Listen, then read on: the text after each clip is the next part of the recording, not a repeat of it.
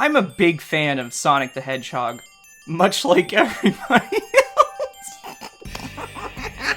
The Sonic franchise is home to many great characters, and terrible ones. There are so many great characters in Sonic, like Metal Sonic, Black Sonic, British Sonic, Blaze, but Vector is the greatest. And in this essay, I will explain why Vector is the most awesomest Sonic the Hedgehog character ever. Vector is the leader of the team known as the Chaotix. Espio is also cool, Charmy not so much, and Sega forgot Knuckles and Mighty were ever involved, and who's Heavy and Bomb? Vector is one of Sonic's oldest friends, believe it or not. He was in pre-production art playing keyboard in Sonic's band, which was an idea that never made it into the final game. Just like Sonic's human girlfriend Madonna, which everyone in Sonic Team agreed was a bad idea and never did it ever again. Another early design for Shogakukan's Sonic manga had him in Blues Brothers cosplay. I hope the sunglasses return someday.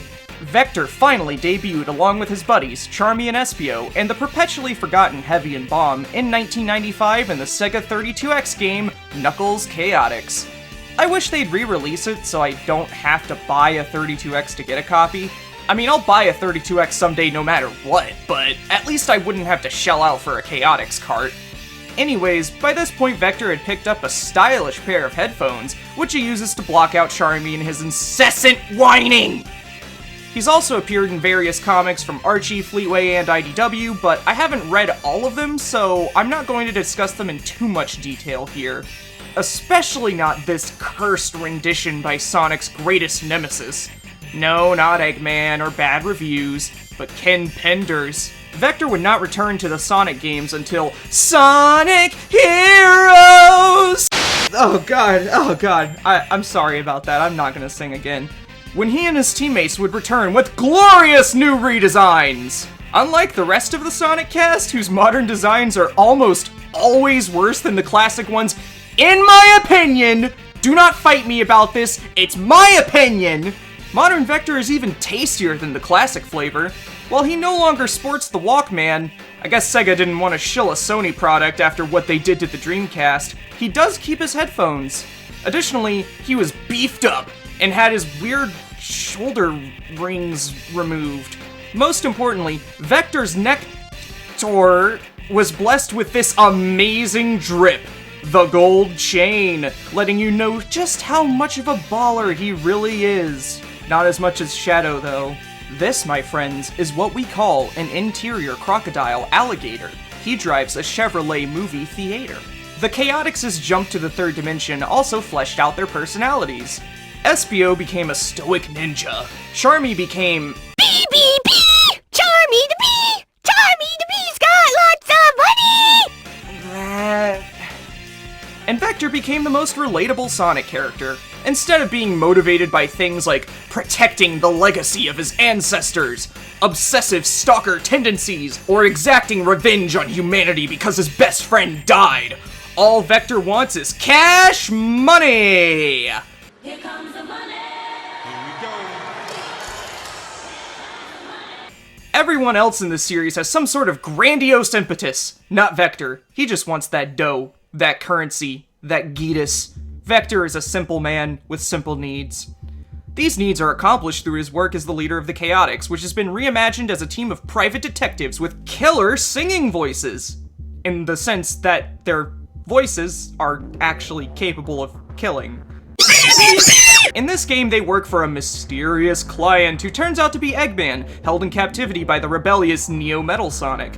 I'm sure the Chaotix are an ethical organization that would never willingly work for a terrorist leader like Dr. Ivo, Eggman, Robotnik, Kentobor, Julian, Ovi, whatever his name is, but it kind of opens the door to the idea that they might be willing to engage in less than scrupulous activities for the right price. At least it would if the manual didn't make it clear that he refuses to get involved in anything dirty. But that doesn't mean they won't chase after Eggman not to bring a notorious criminal to justice, but to shake him down for the money he owes them. What I wouldn't give for a gritty noir spin-off where Vector and his sidekicks investigate Mobius's most grisly murders. Speaking of gritty spin-offs, the Chaotix would reappear in Shadow the Hedgehog.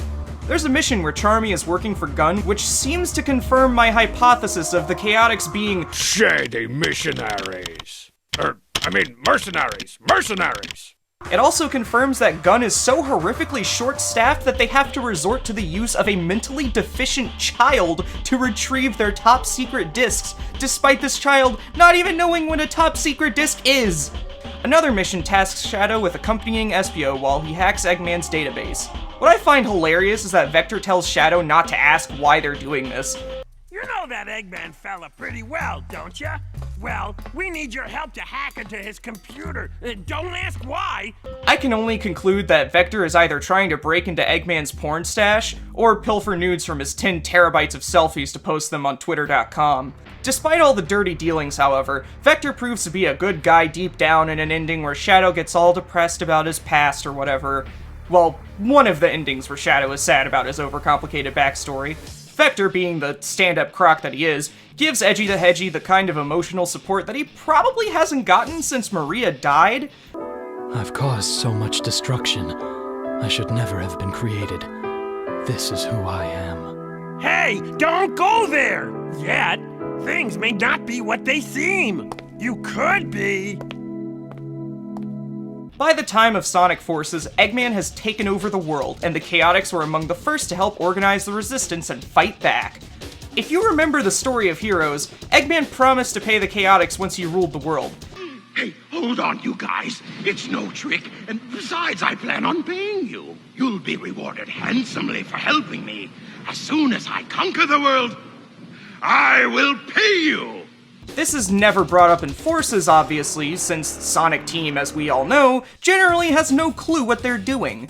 I don't know, maybe in the IDW comics they hired Sonic lore janitor Ian Flynn to patch that up, but I don't know. I have to wonder how things would have changed had they been paid. I think that if they were on Eggman's side, the Resistance would have been done for. With their work as detectives, you'd think that we would see them working in intelligence for the Resistance. You know, espionage, gathering information, that sort of thing.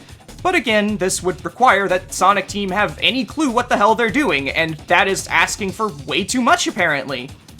Our favorite Crocodile also appears in Team Sonic Racing as the only playable member of the Chaotix, because Sumo Digital knew he was the best one.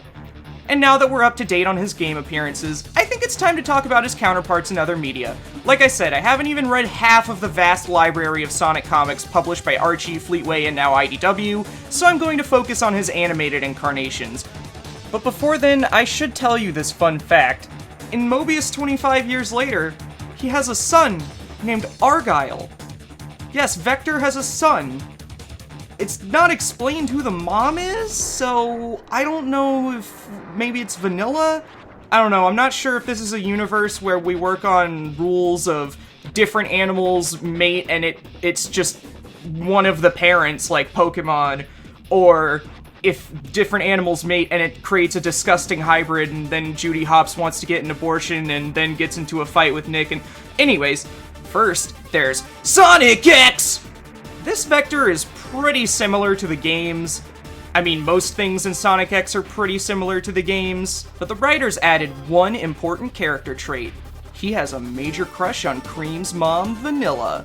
Good thing her dad is nowhere to be found. I imagine that Cream's dad is the one mystery that Vector is completely okay leaving unsolved.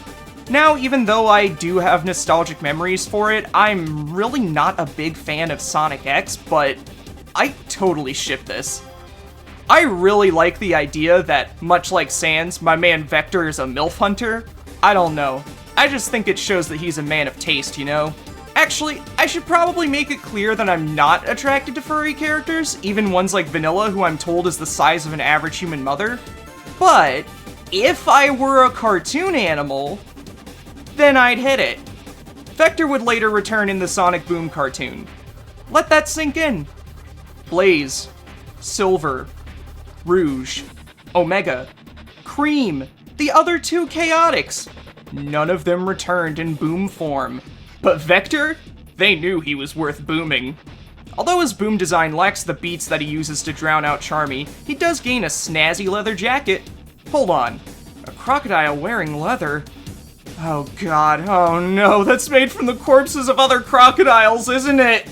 Then again, leather is usually made from animal products, so I guess no matter what it's made from, wearing leather in a world of animal people is kind of disturbing. Perhaps Vector slayed an enemy and then took its skin as a trophy and made a jacket out of it.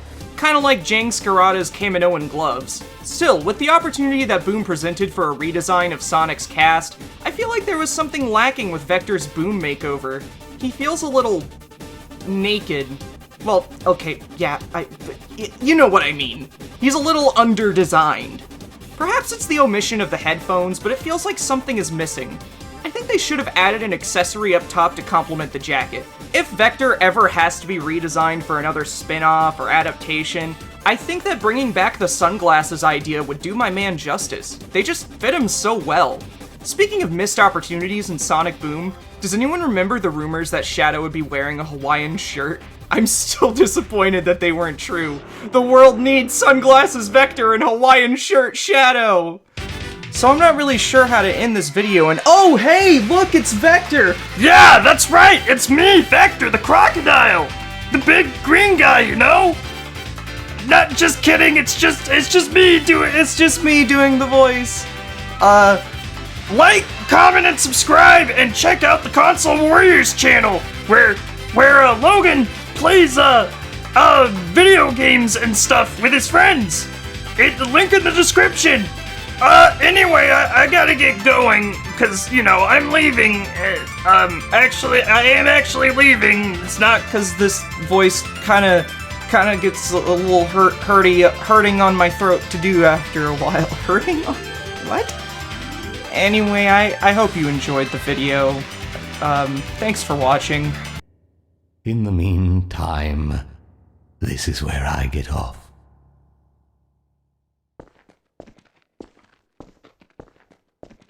Bye!